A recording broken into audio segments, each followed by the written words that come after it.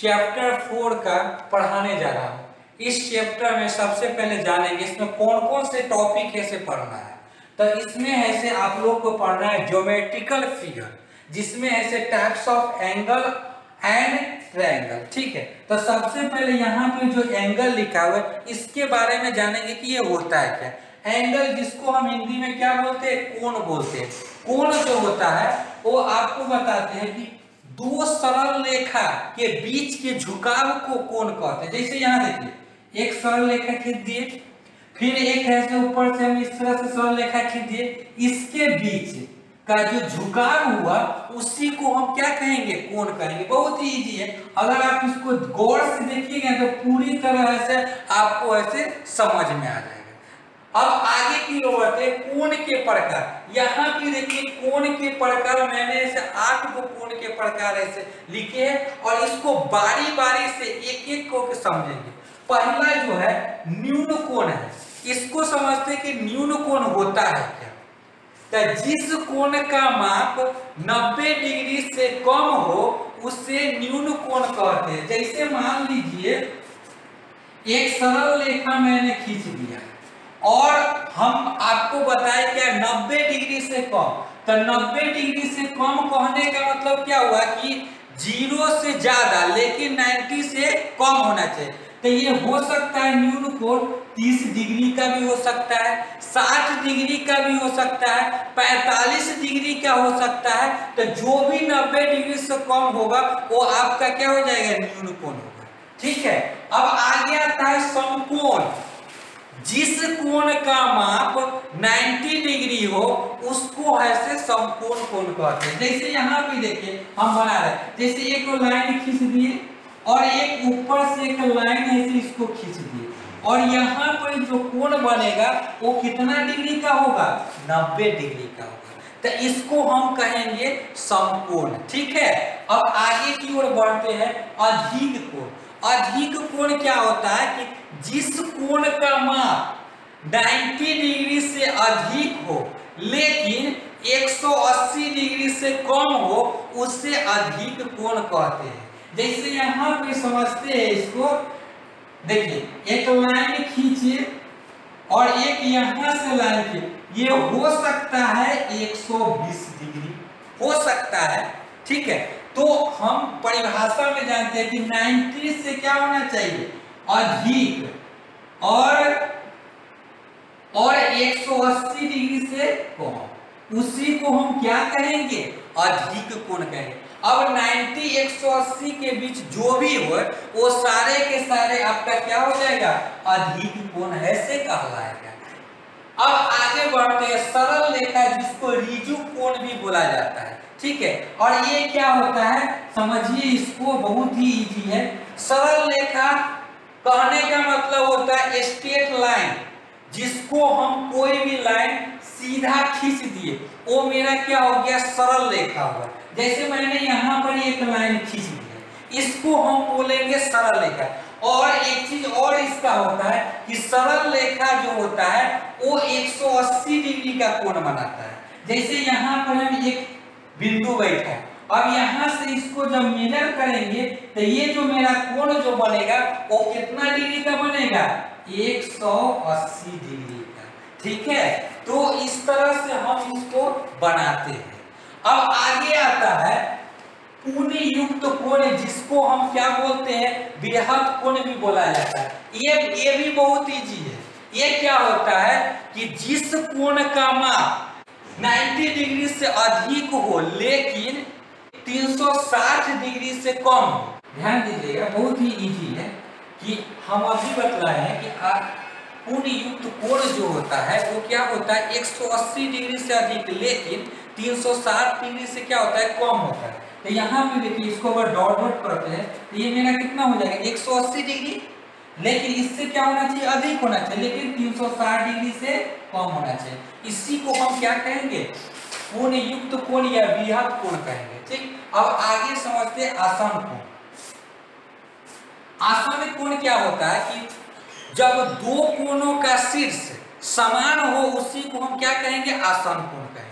जैसे कहने का मतलब, जैसे देखिए ये दो लाइन खींच दिए, ठीक है, मान लीजिए कि ये मेरा कितना डिग्री हो गया 30 डिग्री, तो ये भी मेरा क्या हो जाएगा 30 डिग्री, और ये अगर मान लीजिए कि 45 डिग्री या कुछ भी हो, तो ये मेरा क्या हो जाएगा 45। इसको हम क्या कहेंगे, आसन कोण कहेंगे। बहुत इजी है और इसका प्रयोग भी बहुत जगह ऐसे किया जाता है, और खासकर ज्योमेट्रिकल में तो इसको बहुत जगह ऐसे यूज करते हैं। अब आगे की ओर बढ़ते हैं, पूरक कोण। पूरक कोण क्या होता है, इसको गौर से समझिए। पूरक कोण होता है कि जिन दो कोणों का योग, योग कहिए या जोड़ कहिए, जिन दो कोणों का योग 90 डिग्री हो, उससे ऐसे पूरक कोण कहते हैं। जैसे यहां पे समझते हैं इसका, ये इसको बना दिए, ठीक है, मान लेते हैं ये 45 डिग्री और ये भी ऐसे 45 डिग्री। अब इस दोनों को जोड़िए, तो दोनों के जोड़ने के बाद हमको क्या पता चलता है कि दोनों के जोड़ने के बाद क्या हो जाएगा 90 डिग्री। जैसे मान लेते हैं इसको अल्फा, मान लेते हैं इसको बीटा, तो अल्फा प्लस बीटा, तो 45 डिग्री प्लस 45 डिग्री कितना हो गया 90 डिग्री। तो इसको क्या कहेंगे, पूरक कोण कहेंगे। और एक और, ऐसा नहीं कि ये 45 डिग्री, ये भी हम लिख सकते हैं इसको, मान लीजिए कि इसको हम लिख सकते हैं 30 डिग्री और ये 60 डिग्री, फिर भी ये मेरा क्या होगा, पूरक कोण का है। किसी भी कंडीशन में अगर दो कोण को अगर जोड़ेंगे, अगर वो 90 डिग्री होगा तो वो क्या कहलाएगा, पूरक कोण कहलाएगा। ठीक, अब आगे की ओर समझते हैं। आगे क्या, समपूरक कोण। समपूरक कोण क्या होता है कि जिन दो कोणों का योग 180 डिग्री होता है, उससे समपूरक कोण कहते हैं। जैसे यहाँ पे देखिए, जिस प्रकार से ये 90 डिग्री को समझाए, उसी प्रकार से 180 डिग्री का, ठीक है, इसको भी बनाते हैं। ये मेरा क्या हो गया, एक स्ट्रेट लाइन हो गया। यहां से मान लेते हैं ये मेरा कितना हो गया, इसको मान लिए 120 डिग्री, ठीक है, और ये है 60 डिग्री। अब आप इसको मान लेते हैं, इसको अल्फा और इसको बीटा। अब इन दोनों का जोड़िए, अल्फा प्लस बीटा, तो 60 प्लस 120 कितना हो जाएगा 180 डिग्री। तो ये मेरा क्या हो गया, समपूरक कोण।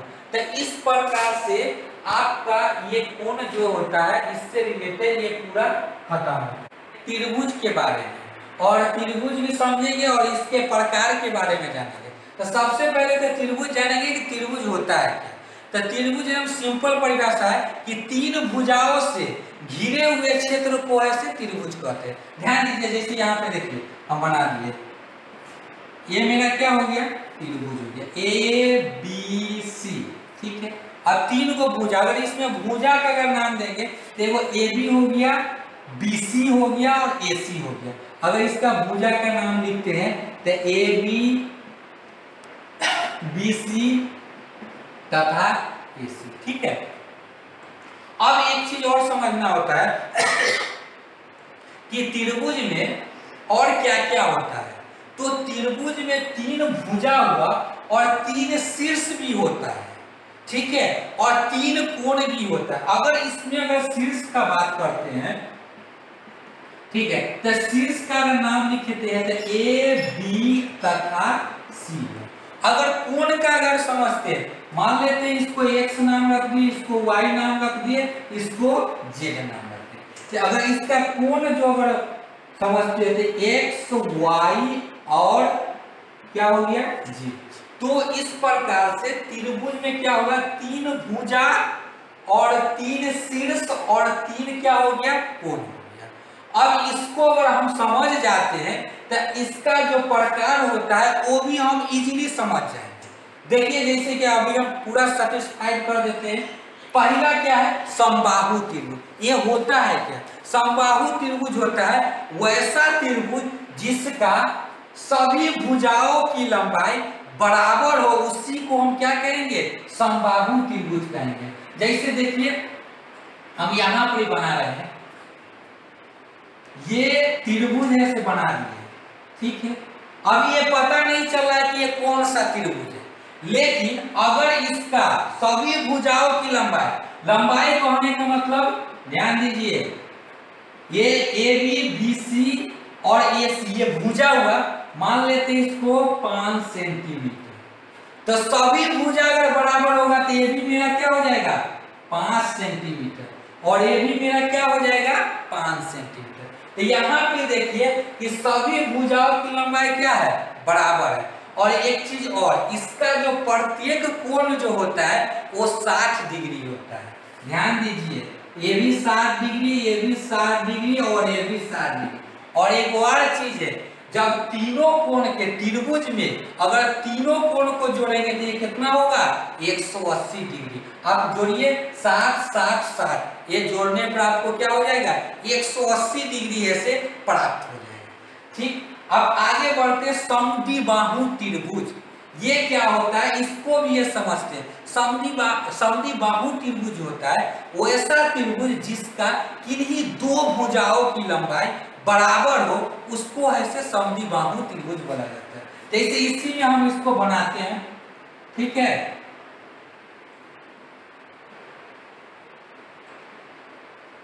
अभी आप लोग को क्या बोले, समद्विबाहु। समद्विबाहु का मतलब दो भुजा बराबर हो। मान लेते हैं ये दोनों मेरा क्या है, बराबर है, इसको हम क्या कहेंगे, समद्विबाहु। अगर इसको और अच्छा तरीका से समझने चाहिएगा तो ये मान लेते हैं ये 5 सेंटीमीटर, तो ये भी क्या होना चाहिए, 5 सेंटीमीटर और ये 4 सेंटीमीटर। तो गौर से देखिए, ये 5 सेंटीमीटर, ये 5 सेंटीमीटर, तो ये दो भुजा बराबर हो गया, लेकिन ये बराबर है। इसको हम ऐसे भी लिखते हैं, ए बी बराबर BC बराबर, सॉरी, ए बी बराबर AC बराबर BC। ठीक है, इस प्रकार से हम क्या करते हैं, इसको ऐसे लिखते हैं। अब आगे बढ़ते हैं। अब आगे क्या है, विषमबाहु त्रिभुज। ये क्या होता है, विषमबाहु त्रिभुज होता है वैसा त्रिभुज जिसका एक भी भुजा ऐसे बराबर नहीं हो, उसे ऐसे विषमबाहु त्रिभुज बोला जाता है।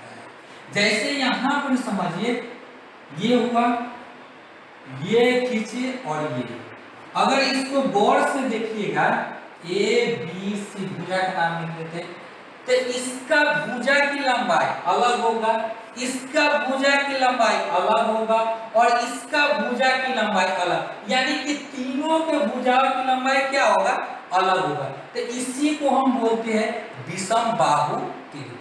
ठीक है, एक भी ऐसे बराबर नहीं होता। अगर इसको लिखना चाहिएगा तो AB बराबर नहीं है BC बराबर नहीं है AC, मतलब कहने का मतलब क्या है, ये तीनों भुजा आपस में बराबर नहीं है। अब आगे बढ़ते हैं, समकोण त्रिभुज। समकोण त्रिभुज क्या होता है कि जिस त्रिभुज में एक कोण 90 डिग्री हो, उससे ऐसे समकोण त्रिभुज कहा जाता है। जैसे यहां पे समझिए, इसमें एक कोण क्या होना चाहिए, 90 डिग्री। जब इस तरह से आप त्रिभुज जब बनाइएगा तो इसमें ये कोण कितना डिग्री होगा, 90 डिग्री। तो इसको हम क्या कहेंगे, समकोण त्रिभुज कहेंगे। ठीक है, अब आगे बढ़ते हैं, न्यून कोण त्रिभुज।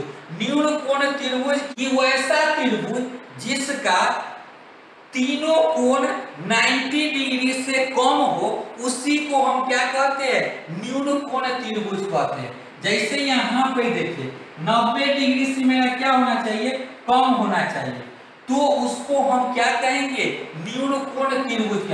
हो सकता है कि ये 30 डिग्री हो, ये हो सकता है कि 45 डिग्री हो, ये हो सकता है 30 डिग्री। यहाँ पे देख रहे हैं सब के सब क्या है, 90 डिग्री से कम है, तो इसको हम क्या बोलेंगे, न्यून कोण त्रिभुज ऐसे बोलेंगे।